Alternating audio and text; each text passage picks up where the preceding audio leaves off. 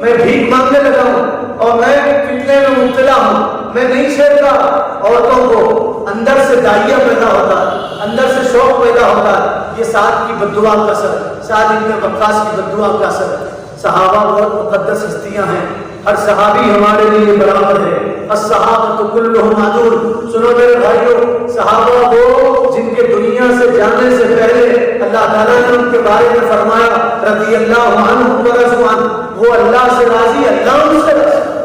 حضرت عمر کے بارے میں تو فرمایا تھا، حضرت عمر کے بارے میں فرمایا تھا عمر تو جنتی ہے، میں جنت میں گیا تو میں نے ایک محل دیکھا، خوبصورت محل، نہر کے کنارے، میں داخل ہونا چاہتا تھا تو جبرائیل نے کہا یہ قریشی کا محل ہے، میں سمجھا میں قریشی ہوں، میں داخل ہونے لگا تو جبرائیل نے کہا نہیں یہ عمر کا محل ہے، مجھے غیرت ہوئی اس محل میں جاتے ہوئے، عمر غیرت ہوئی۔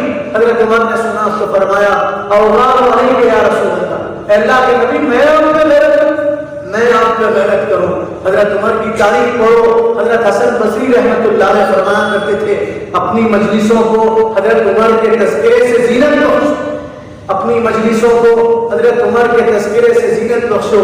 حضرت عمر کے واقعات پڑھو، ایک ایک واقعے پہ آپ کو رونا ہے۔ حضرت عمر رضی اللہ تعالیٰ عنہ کا آخری وقت، ہمارا صحابہ کا معاملہ یہ تھا میرے بھائیوں، ہم گناہ کر کے خوش ہوتے، صحابہ نیکی کر کے خوش ہوتے، ہم گناہ کر کے خوش ہوتے، صحابہ نیکی کر کے خوش ہوتے تھے، یہ سوچتے تھے پتہ نہیں میری نیکی اللہ کے بارگاہ میں قبول ہوگی نہیں قبول، پتہ نہیں نیکی کا کیا ہوگا، دھتکار دی جائے گی، یہ نیکی اللہ کے پاس محبوب ہو جائے گی، نیکی کر کے خوش ہوتے۔ حضور نے حضرت عمر حضرت ابوبکر کو بلایا اور بلا کے کہا ابوبکر جب نماز پڑھو تو سلام پھیرنے سے پہلے یہ دعا پڑھو اللہم انی ظلمت نفسی ظلما کثیرا، یا اللہ میں نے نماز نہیں ادا کیا، میں نے ظلم کیا، پتہ نہیں میرا سجدہ کیسے ہوا، پتہ نہیں میرا رکوع کیسے ہوا، پتہ نہیں میری نماز کیسے ہوئی۔ نماز پڑھو سلام سے پہلے یہ دعا پڑھو اللہم انی ظلمت نفسی ظلما کثیرا، تو بخشے گا میری بخشش ہوگی، تو معاف کرے گا میں معاف ہو جاؤں گا، تو معاف نہیں کرے گا دنیا کی کوئی طاقت معاف نہیں کر سکتی۔ صحابہ نیکی کر کے ڈرتے تھے، ہم گناہ کر کے خوش ہوتے ہیں۔ حضرت عمر کا آخری وقت ہے، آپ دنیا سے پردہ فرما رہے ہیں، ایک ظالم نے آپ کے جسم میں برچھا مارا، حضرت عمر کے جسم میں انتڑیاں باہر آئی، دودھ ڈالا جاتا تو انتڑیوں کے راستے سے باہر آ جاتا تھا۔ حضرت عمر کو لوگوں نے اٹھایا، گھر میں پہنچایا، حضرت عمر گھر میں ہیں، امیر المومنین نے مسلمانوں کے خلیفہ ہیں، آپ نے اپنے بیٹے کو بلایا اور بلا کے کہا عبداللہ سنو، اپنے بیٹے کو بلایا اور بلا کے کہا جب میری نماز جنازہ ہوگی تو پیچھے رہنا اور دیکھنا نماز جنازہ میں حذیفہ ہماری نماز جنازہ میں شریک ہوتے نہیں، حضرت حذیفہ نماز جنازہ میں شریک ہوتے نہیں ہوتے، اگر میرے جنازہ میں حذیفہ شریک ہو جائے تو سمجھو عمر مسلمان تھا، اگر میرے جنازہ میں حذیفہ شریک نہیں ہوتے تو سمجھ لینا عمر منافق تھا، مسلمان نہیں تھا۔ اس لیے کہ حضرت حذیفہ کو حضور نے منافقین کے نام بتایا اور مسلمانوں کے نام بتائے۔ حضرت حذیفہ حضور کے رازدار ہیں، حضرت حذیفہ کو حضور نے قیامت تک کے آنے والے واقعات بتائے، ایمان والوں کی پہچان بتائی، نام بتائے، کون مومن ہے کون منافق ہے۔ میرے جنازے میں دیکھنا حذیفہ شریک ہے تو سمجھ جانا عمر مومن ہے، اگر وہ حذیفہ شریک نہیں ہے تو سمجھ جانا عمر منافق ہے۔ میرے بھائیوں کتنی بڑی ڈر کی بات، جب بیٹے رونے لگے عبداللہ تو سر کو گود پہ لیا، حضرت عمر کہاں سر زمین پہ ڈالو، عمر کا سر زمین پہ ڈالو، حضرت عمر کا سر زمین پہ ڈالا گیا، سر زمین پر رگڑنے لگے اور کہنے لگے ویل لک یا عمر ان لم یغفر لک ربک، عمر اگر اللہ تیری مغفرت نہ کر دے تو تیرے لیے تباہی، عمر اگر اللہ تیرے لیے مغفرت نہ کر دے تو تیرے لیے تباہی ہے۔ امیر المومنین عمر بن خطاب آدھی دنیا کے مالک، 22 لاکھ مربع میل کے مالک، 2 سال زندہ ہوتے تو پوری دنیا سے کفر کا خاتمہ ہوتا، نہ یوگی ہوتا نہ مودی، 2 سال اگر آپ زندہ ہوتے۔ حضور نے جیتے جی ان کو جنت کی خوشخبری سنائی، فرمایا لوگ مسلمان ہوئے تو ہم خوش ہوئے، مسلمان خوش ہوئے، عمر مسلمان ہوئے تو جنت کے فرشتے خوش ہوئے، عمر مسلمان ہوئے تو جنت کے فرشتے خوش ہوئے، آسمان کے فرشتے خوش ہوئے۔ وہ امیر المومنین عمر بن خطاب نے حضرت عمر کی سیرت پڑھو، میرے بھائیوں وقت نہیں ہے، حضرت عمر کی سیرت پڑھو۔ حضرت عمر تشریف فرما تھے امیر المومنین، آپ کے سامنے ایک لیٹر آیا، رجسٹر آیا، حضرت ابو موسیٰ اشعری نے لکھا، اس میں یہ لکھا امیر المومنین، یہ رجسٹر ہمارے پاس آیا تھا، اس میں ساری مہینہ نہیں، صرف آپ نے دن لکھا ہے، تاریخ لکھی، سال نہیں اور مہینہ نہیں۔ تو حضرت عمر نے فرمایا واقعی مسلمانوں کی کوئی تاریخ ہونا چاہیے اور مسلمانوں کا کوئی مہینہ ہونا چاہیے جس سے ان کے سال کا آغاز ہو۔ حضرت عمر نے صحابہ کو جمع کیا اور جمع کر کے صحابہ سے مشورہ کیا، بتاؤ ہماری بھی تاریخ ہونا چاہیے اور ہمارا بھی کوئی سال ہونا چاہیے۔ مشورہ کو کسی نے کہا جب رسول اللہ دنیا میں تشریف لائے تو اس سال سے ہماری تاریخ کو شمار ہو، اس سال سے ہماری تاریخ کو شمار کیا جائے۔ حضور دنیا میں تشریف لائے اس سال سے ہمارا سن ہونا چاہیے، سال ہونا چاہیے اور تاریخ ہونا چاہیے۔ کسی نے کہا نہیں، رسول اللہ کو جب مبعوث کیا گیا تھا، جب آپ کے پشت اتھر پہ نبوت کی آخری مہر ماری گئی تھی، آپ کے سر مبارک پہ نبوت کا آخری تاج پہنایا گیا تھا، جب آپ کو غار حرا میں پہلی وحی سنائی گئی تھی، اس وقت سے ہماری تاریخ کا آغاز ہونا چاہیے۔ کسی نے کچھ کہا، کسی نے کچھ کہا۔ حضرت علی نے فرمایا نہیں، جب سے مسلمانوں نے ہجرت کیا، ہجرت جب سے مسلمانوں نے کیا، حضور نے جب ہجرت کیا، آپ مکہ چھوڑ کے جب مدینہ منورہ تشریف لائے، اس وقت سے مسلمانوں کی تاریخ کا آغاز ہونا چاہیے۔ آپ سنو میرے بھائیوں، اور یہ بات دل کی تفتی میں نوٹ کرو، ہمیں سب معلوم ہے، ہمیں اپنی تاریخ نہیں معلوم۔ یاد رکھیں، جو قوم اپنی تاریخ بھول جاتی ہے، جس قوم کو اپنی تاریخ یاد نہیں رہتی، وہ قوم صفحہ ہستی سے نکالی جاتی ہے۔ جو قوم اپنی تاریخ بھول جاتی ہے، اس قوم کی حیثیت مٹی کے ڈھیر کی ہوتی، وہ پیروں تلے دبائی جاتی ہے اور قدموں تلے لوٹی جاتی ہے۔ آج مسلمانوں کی تاریخ کو ختم کرنے کی مکمل سازش ہو چکی ہے۔ نیو ایجوکیشن پالیسی کے نام پہ مسلمانوں کی تاریخ ختم کی جا رہی ہے، شہروں کے نام بدلے جا رہے ہیں۔ تاج محل کا نام تیجو محل کیا جا رہا ہے۔ تاج محل پوری دنیا جانتی ہے، مسلمانوں نے اس کو بنایا، مسلم بادشاہ نے بیوی کی یاد میں بنایا، اس کا نام بدلنے کی کوشش ہو رہی ہے، اور آج بھی ہم خواب خرگوش میں ہیں، ہمیں نہیں پتا ہمارے خلاف کیا ہو رہا ہے، ہمیں بس ایک دوسرے کی ٹانگ پکڑ کے کھینچنا ہے، ایک دوسرے کو نیچے دکھانا ہے اور ذلیل کرنا ہے۔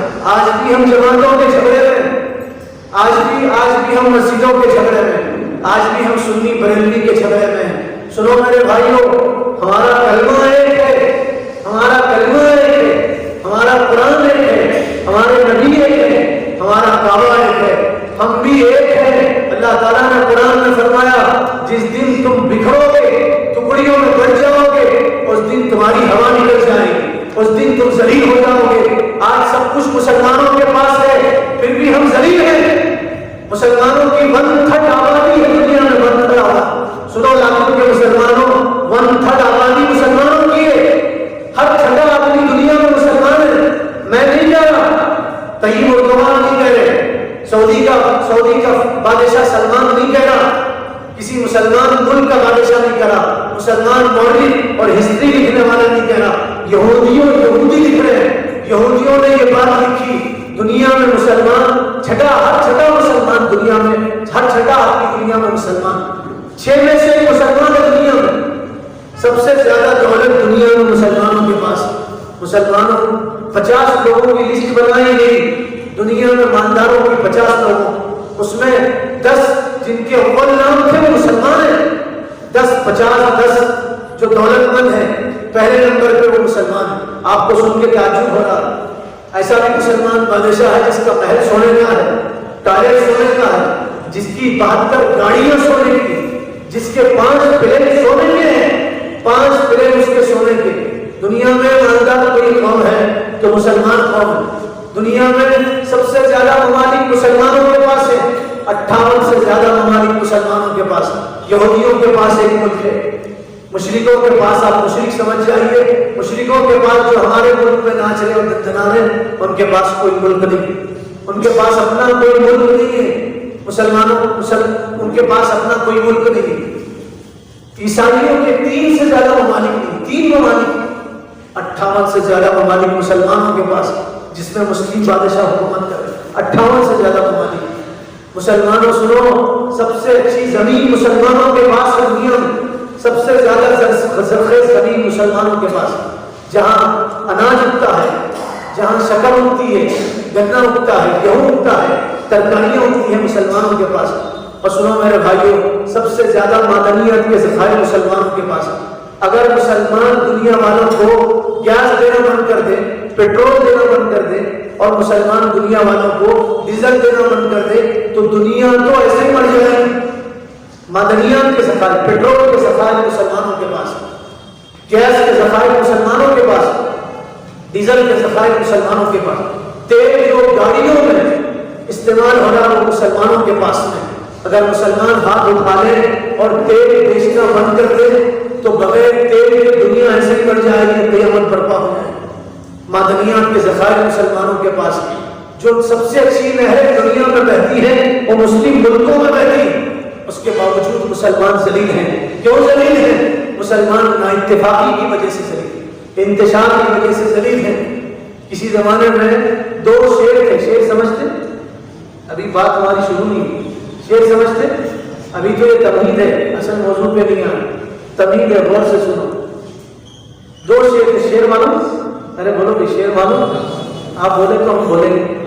شیر معلوم؟ جلدی بات ختم کرنا، اگر پیچھے بیٹھے تھے جلدی بات ختم کرنا۔ سنیے، میں یہ بتا رہا تھا، دو شیر ایک جنگل میں رہتے تھے، بوڑھا شیر تھا، کمزور ہو گیا تھا، ہڈیوں کا گودا نکل گیا تھا۔ ایک موٹا شیر تھا، جوان شیر طاقتور، دونوں کی جمتی نہیں تھی۔ کیا نہیں ہوتی تھی؟ دونوں کی جمتی نہیں تھی، دونوں میں اختلاف تھا بہت زیادہ۔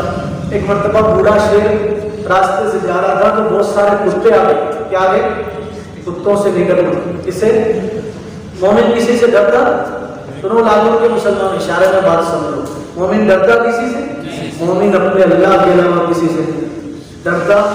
آپ وقت آ جائے، آپ کے پاس لوگ آئے، آپ کو ڈرانے کی کوشش کرے، اللہ نہ کرے، تو اس وقت کہے میں بلال کا غلام ہوں، میں خباب کا نام لے رہا ہوں، جن کو آپ کے انگاروں پہ لٹایا جاتا، ان سے کہا جاتا اپنے کلمے سے پھر جاؤ، ان سے کہا جاتا ہم جو بول رہے وہ بول کرو، تو خباب کہتے میں نہیں کہہ سکتا، میں نہیں بول سکتا، آپ کہو میں غلام ہوں شیخ الہند رحمۃ اللہ علیہ کا۔ ان کے جنازے کو جب لایا گیا تھا اور تخت پہ لٹایا گیا تھا حکیم اجمل خان صاحب کی کوٹھی پہ، تو جب ان کے جنازے کو پلٹا گیا تھا غسل دینے کے لیے، پیٹھ پہ داغ تھے، ان کے شاگرد کو پوچھا گیا تھا کہ پیٹھ پہ داغ کیسے ہیں، تو کہا انگریز سلاح گرم کر کے ان کی پیٹھ کو داغتے تھے اور یہ کہتے تھے ایک مرتبہ جھوٹ بولو اور یہ بولو ہمارا تمہارا کوئی مقابلہ نہیں، تو کہتے تھے میں آج جھوٹ بولوں گا، کل بلال کو کیا منہ بتاؤں، کل خباب کو کیا منہ بتاؤں، میں آج جھوٹ بولوں گا، کل نبی کے ہاتھوں جامع کوثر کیسے پیوں۔ اگر وقت آئے، اللہ نہ کرے، لوگ جمع ہو جائیں، بھیڑ جمع ہو جائے اور آپ سے کہا جائے ہم جو کہہ رہے ہو کہو، تو آپ کہو میں نہیں کہہ سکتا، مجھے مارو، میرے ٹکڑے کرو، بوٹیاں نوچ دو میرے، لیکن میں وہ نہیں کہہ سکتا، میں مرتے مرتے لا الہ الا اللہ محمد رسول اللہ کہوں۔ ایک شیر آیا، کتوں سے نکلنا، سمجھے؟ حضرت خالد ابن ولید کو حضرت عمر نے بلایا، اب بلا کے کہا، حضرت سعد ابن وقاص نے بلایا، اب بلا کے کہا خالد 60,000 کا لشکر ہے، کتنا زیادہ؟ 60,000 کا لشکر ہے، اس کا مقابلہ کرنا ہے۔ تو حضرت خالد گھوڑے پہ سوار تھے، گھوڑے کو اینڈ لگایا، آگے بڑھے تو حضرت سعد نے پکارا اور پکار کے کہا کہاں چلے؟ کہا میں جا رہا ہوں 60,000 کا مقابلہ کرنے کے لیے، 60,000 سے لڑنے کے لیے۔ تو حضرت سعد نے کہا تم اکیلے لڑو گے؟ کہا ہاں، مسلمانوں کے امیر اور ہمارے لشکر کے امیر وہ 60,000 کافی ہیں، کافی مردوں کے معنی ہوتے، کافروں میں جان نہیں ہوتی، جان والا تو مومن ہوتا ہے۔ 60,000 کافی ہیں اور پورے مردے ہیں، پورے میتوں کے لیے ایک زندہ کافی، ان 60,000 کے لیے میں اکیلا کافی ہوں۔ حضرت صاحب نے بلایا، بلا کے کہا نہیں، کچھ لوگ نئے نئے مسلمان ہوئے، آپ جائیں گے تو سمجھیں گے ان کی وجہ سے فتح ہوئی، اللہ کی وجہ سے فتح ہوئی، یہ نہیں سمجھیں گے، کچھ لوگوں کو ساتھ لے کے جاؤ۔ تو کہا تم بھی آؤ، تم بھی آؤ، تم بھی آؤ، 60 لوگوں کو لے کے گئے، 60 لوگوں کو۔ لشکر کے امیر نے کہا 60 لوگ کافی ہیں، کہا 1,000 کافروں کے لیے ایک مسلمان کافی، 1,000 کافروں کے لیے۔ کل بھی ہمارا اللہ وہی تھا، آج بھی ہمارا اللہ وہی ہے، کل بھی ہمارا دعویٰ وہی تھا، آج بھی ہمارا دعویٰ وہی ہے، کل بھی ہمارا قرآن وہی تھا، آج بھی ہمارا قرآن وہی ہے۔ جذبے کی کمی ہے، احساس کی کمی ہے، جب بھی ایسا موقع آ جائے تو آپ سینہ سپر ہو کے کہیے میرے ٹکڑے کرو، حشر کے میدان میں اللہ مجھ سے پوچھے کیا لے کے آیا تو میں کہوں گا یا اللہ لوگ تیرا نام لینے کی سے مارنے تھے، میں مرتے مرتے تیرا نام لے کے آیا، مرتے مرتے تیرا نام، گھبرانے کی ضرورت نہیں۔ لوگ ڈرا رہے ہیں، یوں کر رہے ہیں، مسلمان ہندوستان میں کیسے جیئیں گے؟ اس سے زیادہ خوف کا وقت اس وقت تھا جب انگریز اس ملک پہ حکومت کر رہے تھے۔ ہمارے علماء ڈرتے نہیں تھے، گھبراتے نہیں تھے، وہ جانتے تھے کہ ان کا کچھ نہیں ہے، گاجر پوری کھانے والوں کا کچھ نہیں ہے۔ دنیا اس سے ڈرتی ہے جو اللہ سے ڈرتا ہے، اور دنیا اس کو ڈراتی ہے جو غیر اللہ سے ڈرتا ہے۔ جو آپ اللہ سے ڈریں گے دنیا آپ سے ڈرے گی، آپ دوسروں سے ڈریں گے دنیا آپ کو ڈرائے گی۔ بات لمبی ہوگی۔ ایک شیر جو بوڑھا ہو گیا تھا، بال سفید ہو گئے تھے، چلنے پھرنے نہیں آ رہا تھا، راستے میں آیا تو کتوں نے گھیرا اور کتے بھونکنے لگے۔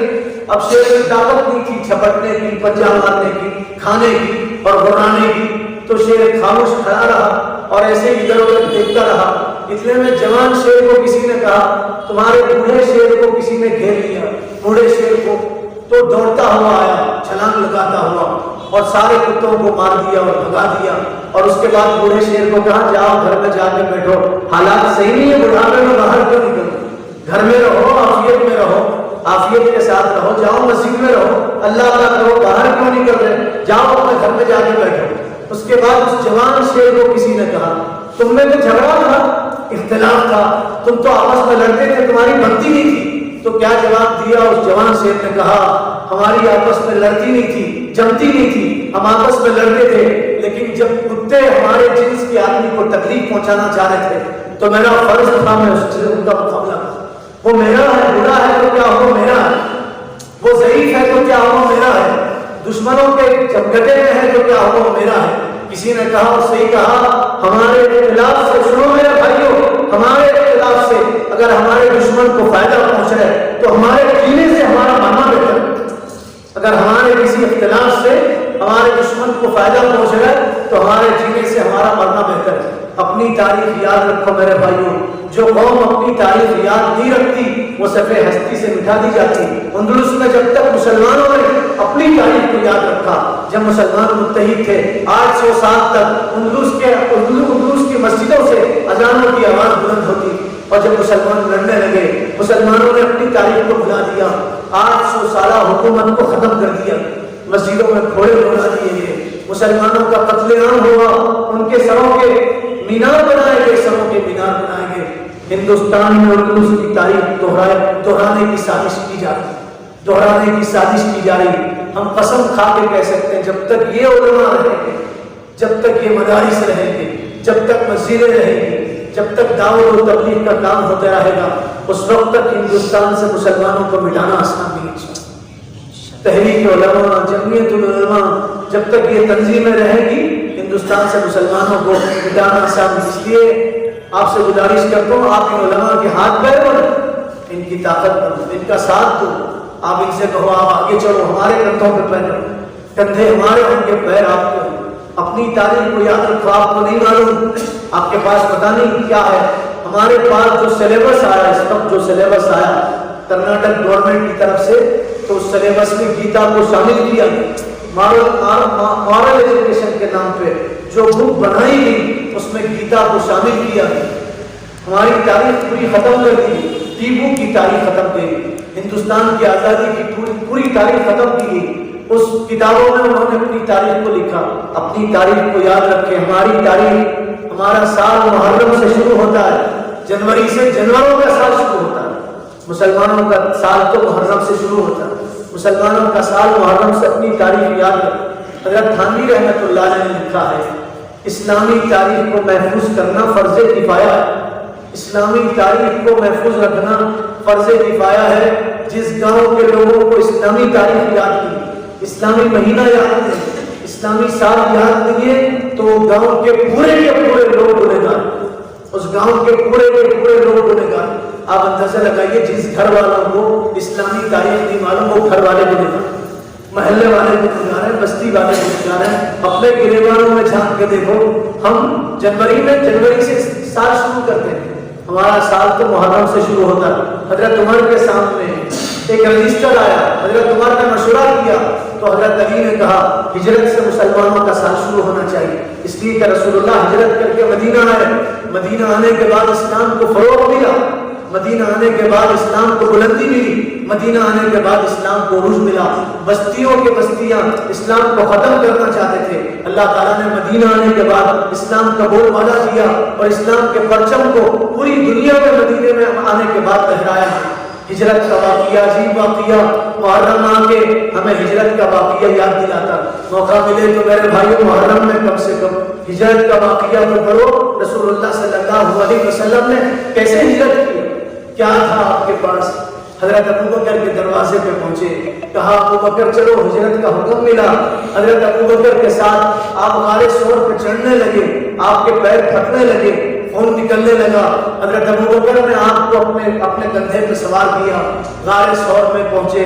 حضرت ابوبکر پہلے اندر پہنچے، غار کو صاف کیا، رسول اللہ کو اندر بلایا اور حضور کو اپنے گود میں سلایا۔ کیا خوش نصیبی حضرت ابوبکر، کیا خوش نصیبی، کائنات کے سردار کو اپنے گود میں سلایا۔ حضرت ابوبکر نے، حضرت عائشہ نے جیسے حضور کو دیکھا، 1,24,000 صحابہ میں کسی نے ایسے نہیں دیکھا۔ حضرت عائشہ نے، باپ اور بیٹی نے جیسے حضور کو دیکھا، ایسے کسی نے حضور کو نہیں دیکھا۔ غار ثور میں حضرت ابوبکر گود کے گود میں اللہ کے رسول، حضرت پیر ذوالفقار صاحب نقشبندی دامت برکاتہ نے لکھا، دعا کیجیے اللہ کو صحت عطا فرمائے، تندرستی عطا فرمائے، حضرت کا سایہ عطا قادر قائم رکھے۔ حضرت نے لکھا، ایسے محسوس ہوتا تھا جیسے بہار میں قرآن رکھا ہو، صدیق کا رحال، نبوت کا قرآن، صدیق کی رحال میں نبوت کا قرآن آرام فرما رہا تھا۔ حضرت ابوبکر کی گود میں رسول اللہ آرام فرما رہے تھے اور رسول اللہ حضرت عائشہ کے گود میں آرام فرماتے تھے، رسول اللہ حضرت عائشہ کے گود میں آرام فرماتے تھے۔ ہجرت کا واقعہ، رلا دینے والا واقعہ، 3 دن آپ اس غار میں رہے۔ کیا شان حضرت ابوبکر کی، فرمایا قرآن میں وطانیت نہیں، اذہما فی الغار، پڑھو، فرمایا وطانیت نہیں، اذہما فی الغار، ان دونوں کو یاد کرو جب 2 ہی غار میں تھے، نبوت اور صداقت غار میں تھے، 2 ہی تھے، تیسرا کوئی نہیں تھا۔ فرمایا ایک نے دوسرے سے کہا، اے اللہ کے حبیب، دشمن غار کے دہانے پہ آ گئے، دیکھ لیں گے تو کیا ہوگا؟ تو نبوت نے کہا، صداقت سے گھبراؤ مت، لا تحزن ان اللہ معنا، جس کے ساتھ اللہ ہو دنیا کی کوئی طاقت اس کو نقصان نہیں پہنچا سکتی، جس کے ساتھ اللہ ہو دنیا کی کوئی طاقت اس کے ساتھ اس کو نقصان نہیں پہنچا سکتی۔ ہجرت سے اسلامی سال شروع کیا، پھر کہا گیا 7 مہینہ کوسا ہو، تو حضرت عثمان نے مشورہ دیا محرم سے مہینے کی شروعات ہوئی۔ تو آج ہم 1444 ہجری میں، 1444 کیا مطلب اس کا مطلب یہ ہے حضور کو ہجرت کر کے 1444 سال، رسول اللہ کو ہجرت کر کے 1444 سال ہوتے۔ یہ خاص بات تھی، اسے آپ یاد رکھیں۔ محرم کی فضیلت حضور نے اپنی مبارک زبان سے بیان کی۔ لوگ کہتے ہیں امام حسین کی شہادت کی وجہ سے محرم کی فضیلت ہے، امام حسین کی شہادت کی وجہ سے محرم کی فضیلت ہے۔ یہ انتہائی جہالت کی بات ہے، انتہائی من گھڑت بات ہے، لا علمی کی بات ہے، کم علمی کی بات ہے۔ امام حسین کی شہادت سے محرم کی فضیلت نہیں بڑھی، محرم میں شہادت کی وجہ سے امام حسین کی فضیلت بڑھی، محرم میں امام حسین کی شہادت کی وجہ سے امام حسین کی شہادت کی فضیلت بڑھی۔ حضور نے امام حسین کی شہادت سے 60 سال پہلے، کتنے سال؟ 60 سال پہلے محرم کی فضیلت بتائی۔ میں مختصر بات کر کے بات ختم کر دوں۔ حضرت علی کے پاس ایک صحابہ آیا اور آ کے کہا، علی المرتضیٰ، رمضان کے روزوں کے بعد کون سے روزے افضل ہیں؟ پوچھا رمضان کے روزوں کے بعد کون سے روزے افضل ہیں؟ تو حضرت علی نے فرمایا، یہی سوال حضور سے قبیلہ باہلہ کے ایک آدمی نے کیا اور میں اس وقت رسول اللہ کے پاس تھا۔ اس آدمی نے کہا، اللہ کے حبیب، رمضان کے روزوں کے بعد افضل روزے کون سے ہیں؟ تو حضور نے ارشاد فرمایا تھا، رمضان کے روزوں کے بعد محرم کے روزے، محرم اللہ کا مہینہ ہے، فرمایا محرم اللہ کا مہینہ، اور فرمایا محرم رحمت کا مہینہ، پھر فرمایا محرم میں اللہ تعالیٰ نے ایک قوم کی توبہ کو قبول کیا اور مجھے امید ہے اللہ تعالیٰ اگلی قوموں کی توبہ کو محرم میں قبول کرے۔ ایک قوم کی توبہ کو اللہ نے محرم میں قبول کیا اور مجھے امید ہے پھر اللہ تعالیٰ قوم کی توبہ کو محرم میں قبول کرے۔ محرم اللہ کا مہینہ، محرم کی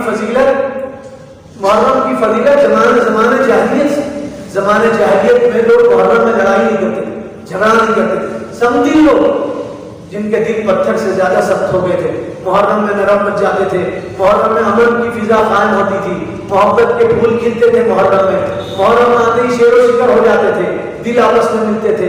محرم میں خانہ کعبہ کو نیا غلاف چڑھایا جاتا تھا، محرم کے مہینے میں خانہ کعبہ کو نیا غلاف چڑھایا جاتا تھا۔ محرم کی فضیلت حضور نے فرمایا سب سے افضل نماز فرض نماز، اور فرمایا فرض نماز کے بعد افضل نماز تہجد کی نماز، پھر فرمایا سب سے افضل روزے اور رمضان کے روزے، اور رمضان کے روزوں کے بعد سب سے افضل روزے وہ محرم کے روزے۔ حضور نے فرمایا محرم کا ایک روزہ رکھیں گے مجھے امید ہے اللہ تعالیٰ ایک روزوں کے برابر، ایک سال کے روزے کے برابر ثواب عطا کرے۔ اور ترمذی کی روایت ہے ایک سال کے اگلے روزوں کے برابر اور ایک سال کے پچھلے روزوں کے برابر اللہ تعالیٰ ثواب عطا کرے گا۔ محرم کی فضیلت حضور نے بتایا، آپ ہجرت کر کے مدینہ منورہ پہنچے تو دیکھا لوگ محرم میں روزے رکھ رہے ہیں، عاشورے کے دن روزہ رکھ رہے ہیں، پوچھا یہ لوگ روزہ کیوں رکھ رہے ہیں؟ فرمایا یہودی ہیں، یہ اس خوشی میں رکھ رہے ہیں موسیٰ علیہ السلام کو اللہ نے نجات دیا تھا، فرعون کو اللہ تعالیٰ نے ڈبو دیا تھا، اس لیے یہ روزہ رکھ رہے ہیں۔ حضور نے فرمایا ان سے زیادہ حقدار تو ہم ہیں، فرمایا ہم بھی محرم کا روزہ رکھیں گے۔ رمضان کے روزوں سے پہلے محرم کا روزہ فرض تھا۔ قبیلے بنو اسلم کے لوگ آئے تو حضور نے ان سے کہا تم روزے سے ہو؟ کہا روزے سے نہیں۔ فرمایا آج کے دن بھوکے پیاسے رہ لو، آج 10 محرم۔ حضور نے 10 محرم کی فضیلت بتایا، فرمایا صوموا یوم عاشورہ، عاشورے کے دن روزہ رکھو، ایک دن پہلے کا روزہ رکھو، ایک دن بعد کا روزہ رکھو، یہودیوں کی مخالفت کرو۔ آپ غور کرو میرے بھائیو، حضور فرما رہے عبادت میں فرما رہے یہودیوں کی مخالفت کرو۔ عبادت میں مخالفت کا حکم دیا گیا، ذرہ برابر ان کی مشابہت نہیں ہونا چاہیے، عبادت میں مخالفت کرو۔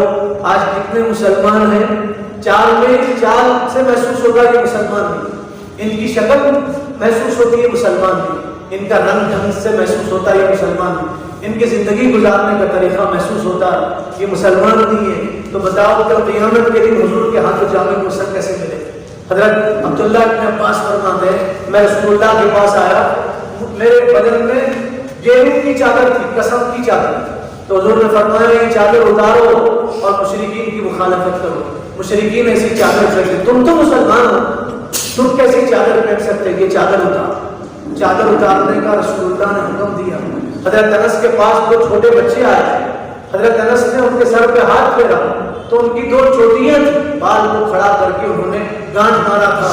حضرت انس نے برکت کی دعا کیا اور فرمایا ان بچوں کی چوٹیوں کو کاٹو، اس لیے کہ یہودی اپنے بچوں کے ایسی چوٹیاں رکھتے، یہودی اپنے بچوں کے ایسے چوٹیاں رکھتے۔ حضور نے فرمایا گھر کے صحن کو صاف کرو، اس لیے کہ یہودی صحن کو صاف نہیں کرتے، تم مسلمان ہو ان کی مخالفت کرو، اپنے صحن کو صاف کرو۔ میرے بھائیو شکل نبی کے جیسی نہیں ہے، صورت نبی کے جیسی نہیں، حضور کیسی سفارش کریں گے؟ ایک عالم نے کیا پیاری بات لکھا، فرماتے موسیٰ علیہ السلام کے مقابل جو جادوگر تھے انہوں نے موسیٰ علیہ السلام کی شکل اختیار کیا، موسیٰ علیہ السلام کی شکل اختیار کیا تھا تو اللہ کو گوارا نہ ہوا کہ بغیر کلمے کے جائیں، شکل اختیار کرنے کی وجہ سے اللہ تعالیٰ نے ان کو مسلمان بنایا، مومن بنایا۔ انہوں نے حضرت موسیٰ کے ہاتھ پہ ایمان قبول کیا اور کہا آمنا برب موسیٰ و ہارون، ہم تو ایمان لاتے ہیں موسیٰ اور ہارون کے رب۔ ان کی ظاہری شکل کی وجہ سے اللہ نے ان کی دل کی دنیا کو بدلا۔ آپ بھی ظاہری شکل بنائیں نبی جیسے، اللہ کے نبی کی شکل بنائیں گے اللہ تعالیٰ راضی ہوں گے اور اللہ خوش ہوں گے۔ امتحان میں بچہ نقل کرتا ہے تو پاس ہو جاتا ہے، ہم دنیا میں نقل کریں گے آخرت کے امتحان میں پاس ہو جائیں گے انشاءاللہ۔ حضور نے فرمایا مخالفت کرو، یہودیوں کی مخالفت کرو، 2 روزے رہو۔ حضور 2 روزے نہیں رہ سکے، آپ نے تمنا کیا اگلے سال سے پہلے آپ اللہ کو پیارے ہو گئے، آپ دنیا سے رخصت ہو گئے۔ حضرت تھانوی نے لکھا ہے، حضرت مفتی شفیع صاحب نے لکھا ہے 1 روزہ بھی زمانے میں کافی، یہ ایک ہی کام ہے محرم میں کرنے، رمضان محرم میں کرنے کا ایک ہی کام ہے، محرم کا روزہ رکھو۔ محرم کے 30 روزے بھی آپ رکھ سکتے ہیں، فرمایا محرم کے ایک دن کا روزہ 30 روزوں کے برابر، محرم کے ایک دن کے روزوں کا بدلہ، ایک روزوں کا بدلہ 30 روزوں کے برابر ملے گا، ایک دن روزے کا بدلہ 30 روزوں کے برابر۔ ایک کام ہے محرم میں کرنے کا۔ دوسرا ایک ضعیف حدیث میں ہے محرم 10 محرم کو اپنے گھر والوں کو اچھا کھلاؤ اور پلاؤ، اللہ تعالیٰ سال بھر روزی میں برکت عطا کرے۔ حضرت سفیان ثوری فرماتے ہیں یہ میرا 40 سالہ تجربہ ہے، میں 10 محرم کو اپنے گھر والوں کو اچھا کھلاتا ہوں تو اللہ تعالیٰ سال بھر میری روزی میں برکت عطا کرے۔ ضعیف حدیث ہے، بعض لوگوں نے کہا یہ منفرد حدیث ہے، جھوٹی حدیث ہے، مگر ہمارے علماء فرماتے ہیں عمل کرنے میں کوئی حرج نہیں، ضعیف حدیث پہ عمل کر سکتے۔ یہی کام ہے 2 محرم میں کرنے کا، اس کے علاوہ نہ تعزیہ ہے نہ ماتم ہے۔ لوگ کہتے محرم ماتم کا مہینہ ہے، یہ ظلم ہے۔ ظلم صرف یہ نہیں آپ کسی کو تھپڑ مارو، ظلم یہ نہیں آپ کسی کے پیسے کھا جاؤ، یہ بھی ظلم ہے اسلام کے ساتھ اور دین کے ساتھ اور شریعت کے ساتھ۔ آپ محرم کو غم کا مہینہ بناؤ۔ اسلام میں کوئی گھڑی ماتم کی گھڑی نہیں ہے، غم کی گھڑی نہیں ہے، کوئی گھڑی شبھ گھڑی اور اشبھ گھڑی نہیں ہے۔ اسلام میں سب گھڑیاں برکت والی گھڑی، کوئی وقت بے برکتی کا نہیں ہے۔ وہ وقت بے برکتی کا ہوگا جس میں آپ گناہ کر لیتے ہیں، جس میں آپ اللہ کی نافرمانی کرتے ہیں۔ اسلام میں سب گھڑیاں برکت کی گھڑی، سب نورانی گھڑیاں ہیں، کوئی اسلام میں گھڑی بے برکتی اور منحوسیت کی نہیں۔ بعض روایتوں میں لکھا ہے محرم میں حضرت خدیجہ کی اور رسول اللہ کی شادی کی بداوت، حضرت خدیجہ کا حضور سے نکاح ہوا محرم میں، اس سے اچھی جوڑی کیا ہو سکتی تھی۔ حضور زندگی بھر حضرت خدیجہ کو یاد کرتے تھے، آپ ہمیشہ کہتے تھے خدیجہ تو کانت ماں کانت، خدیجہ تھی جو تھی، خدیجہ جو تھی۔ ہم اپنے ہم بیوی سے الگ ہو گئے، بیوی کو یاد نہیں کرتے، یاد کرتے ہیں؟ بیوی سے الگ ہو گئے، بیوی سے یاد نہیں کرتے، بیوی کو یاد نہیں کرتے۔ حضور نے فرمایا تم میں بہتر کون ہے، تم میں بہتر کون ہے؟ فرمایا بہتر وہ ہے جو اپنی بیوی کے ساتھ بہتر ہے۔ لاکھ نماز پڑھو، لاکھ روزے رکھو، لاکھ تلاوت کرو، سلوک گھر والی کے ساتھ صحیح نہیں ہے تو آپ صحیح نہیں۔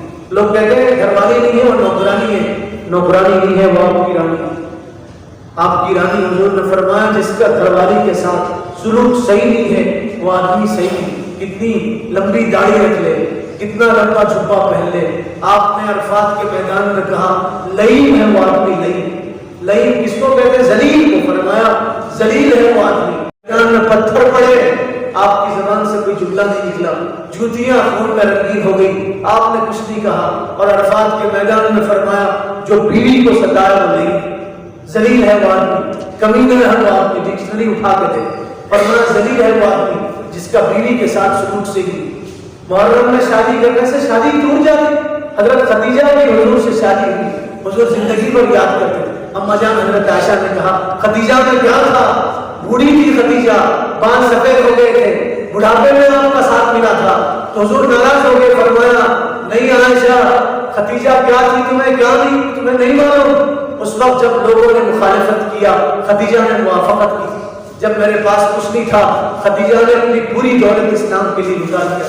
محرم میں شادی ہوئی تھی حضرت خدیجہ سے، حضور پوری زندگی یاد کرتے تھے۔ ایک عورت آئی گھر میں اور آواز لگایا اللہ کے رسول میں ملنا چاہتی ہوں۔ حضرت عائشہ گئی، دروازہ کھول کے اندر لے کے آئی، بوڑھی عورت آئی، حضور کو دیکھ کے خوش ہو گئی، حضور اس بڑھیا کو دیکھ کے خوش ہو گئے۔ آپ نے کالی کملی کو نکالا، اس کے قدموں میں بچھایا، اس کو اس پہ بٹھایا اور بہت دیر تک باتیں کرتے رہے۔ جب وہ جانے لگی تو رسول اللہ نے اونٹ پہ سوار کرایا، لوگوں سے کہا اس کو اناج و غلے دو، لوگوں نے اناج و غلے دیے، آپ نے درہم و دینار دیا، گھر میں جو کچھ تھا وہ دیا اور اس عورت کو مدینے کے باہر تک پہنچایا۔ جب آپ واپس آئے تو اما جان حضرت خدیجہ نے کہا آپ اس عورت کو سلام کر لیتے یا اس کے سلام کے جواب دے دیتے تو اس کی تو عید ہو جاتی۔ آپ نے اتنی لمبی بات کیا، آپ نے اس کو اونٹی پہ سوار کیا، مدینے کے باہر تک گئے۔ اللہ کے نبی وہ عورت کون تھی؟ حضور نے فرمایا تمہیں نہیں معلوم، وہ خدیجہ کی سہیلی تھی۔ خدیجہ کی سہیلی کے ساتھ آپ یہ سلوک کر، کتنی محبت بھری جوڑی تھی حضرت خدیجہ کے ساتھ رسول اللہ صلی اللہ علیہ وسلم۔ محرم میں نکاح ہوا تھا اور محرم میں آیت اتری تھی، یہ آیت اتری تھی ہمارے حبیب ہم نے آپ کے سب گناہ بخش دیے، اگر ہوتے تو سب گناہ بخش دیے، سب معاف کر دیے۔ محرم میں یہ آیت اتری۔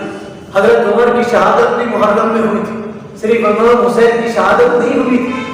یقیناً حسین حضرت امام حسین کا غم ہے تو سال کے 12 مہینے غم ہونا چاہیے، مہینے کے ہر ہفتے میں غم ہونا چاہیے، ہفتے کے ہر دن میں غم ہونا چاہیے، دن کے ہر گھنٹے میں غم ہونا چاہیے، گھنٹے کے ہر منٹ میں، ہر سیکنڈ میں غم ہونا چاہیے۔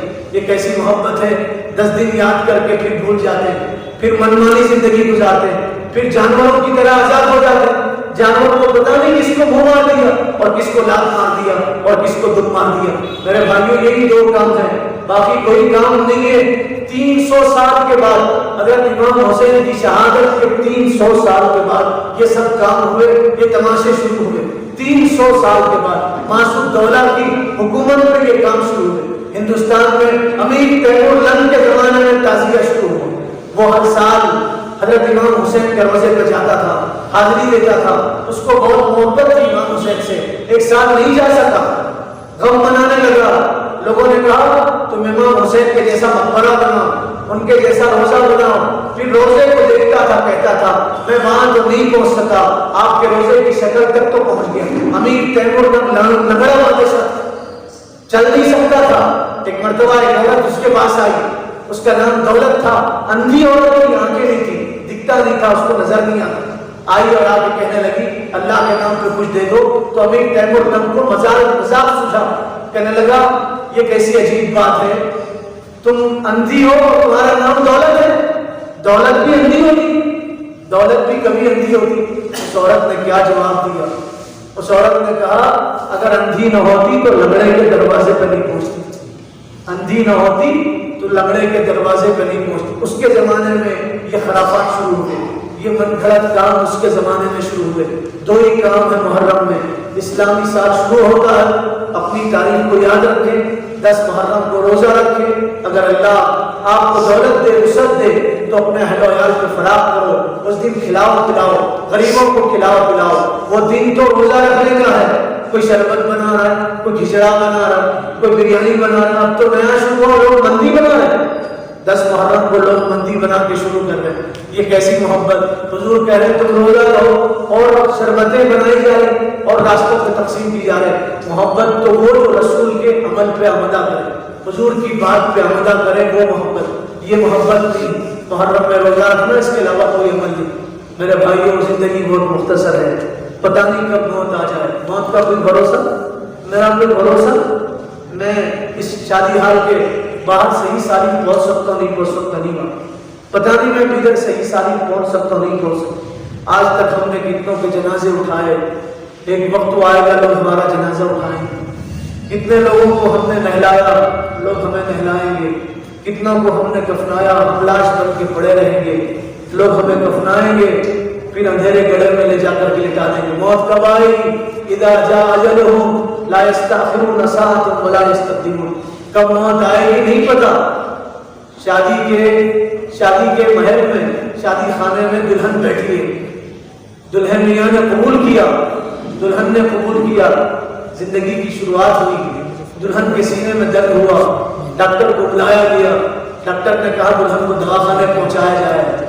دلہن کو کچھ دیر پہلے سجانے کے لیے بیوٹی پارلر پہنچایا گیا تھا، کچھ دیر کے بعد اس دلہن کو دواخانے پہنچایا گیا۔ 10 منٹ کے بعد اطلاع ملی دلہن کو دل کا دورہ پڑا، دواخانے میں اس نے دم توڑ دیا۔ پھر اس دلہن کو سجی سواری دلہن کو لایا گیا، اس کے بدن سے کپڑے نکالے گئے، اس کا زیور نکالا گیا، اس کو غسل دیا گیا، اس کو سفید کپڑوں میں کفنایا گیا۔ 10 منٹ پہلے وہ دلہن تھی، 10 منٹ کے بعد وہ میت بن گئی۔ پتہ نہیں کیا ہوگا میرے بھائیوں، زندگی بہت مختصر ہے۔ آج عہد کر کے جائیے، انشاءاللہ ہم علماء کی صحبت میں رہیں گے، ان سے جان کے مسئلے معلوم کریں گے، ان کے ہاتھ پیر بنیں گے اور علماء کی صحبت اختیار کریں گے۔ دعا کیجیے اللہ تعالیٰ عمل کی توفیق عطا فرما دے۔ میں بہت مشکور ممنون ہوں تحریک علماء کا، نوجوان علماء ہیں، ہماری عمر کے علماء، ہمارے سب ساتھی ہیں، کام کر رہے ہیں میرے بھائیوں۔ جوانی میں ان کو جذبہ آ گیا، جوان میں جذبہ آ جائے وہ ملک کی تقدیر بدل سکتی۔ یہ علماء ہیں، ان میں جذبہ آ گیا، بڑوں کی سرپرستی ہے، ان کا ہاتھ ہے۔ آپ سے گزارش ہے علماء کا ساتھ دیجیے، پھر دیکھیے لاتور کی تقدیر بدلے گی انشاءاللہ۔ اللہ تعالیٰ ان کی توفیق